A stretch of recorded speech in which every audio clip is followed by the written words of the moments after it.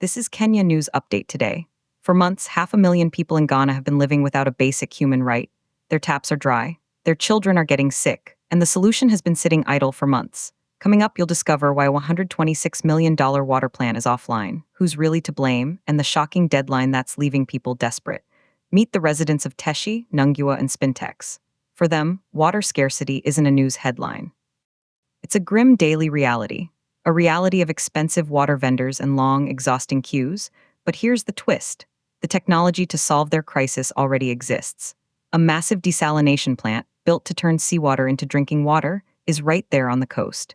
It's been offline since October 2025, and the reason why will make you question everything. The Ghana Water Company Limited has finally broken its silence. Speaking on Joy FM, Communications Director Stanley Marty offered a glimmer of hope. He says the company is working around the clock to restore the plant by the end of January 2026. That's the new target, but I can't give a definite date. Those were his exact words. And here's why. This isn't just a broken pipe. This is a full-blown legal and financial impasse. The shutdown gutted the water supply for the entire coastal belt. Before October, the situation was already fragile. Marty admitted most areas only received water an average of 4 days a week. Rationing was the norm, but then the plant went dark, and the first casualty was any semblance of a schedule. Now, clinics are reporting an uptick in waterborne diseases. This is a public health emergency. But here's the part that will blow your mind. The engineers say they can fix the technical problems. They can give themselves a timeline, a week or two.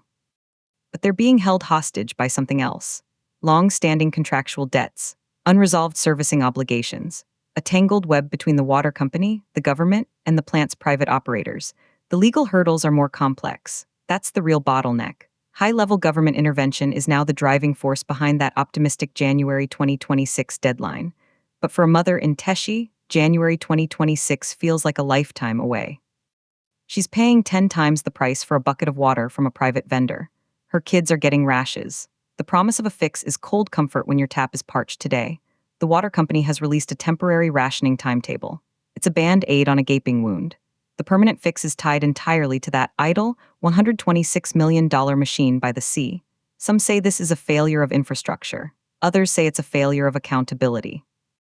A monument to bureaucracy while people suffer.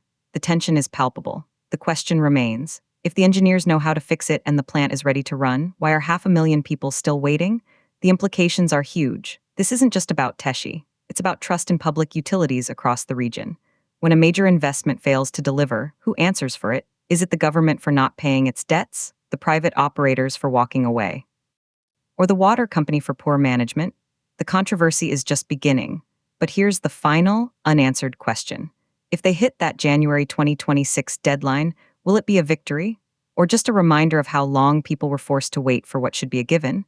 We started with 500,000 people living without reliable water. The plant that could save them has been offline for months over legal debts. Do you think holding a vital public service hostage over money is ever justified? Drop your take in the comments. Subscribe to Kenya News Update today for more breaking news that impacts us all.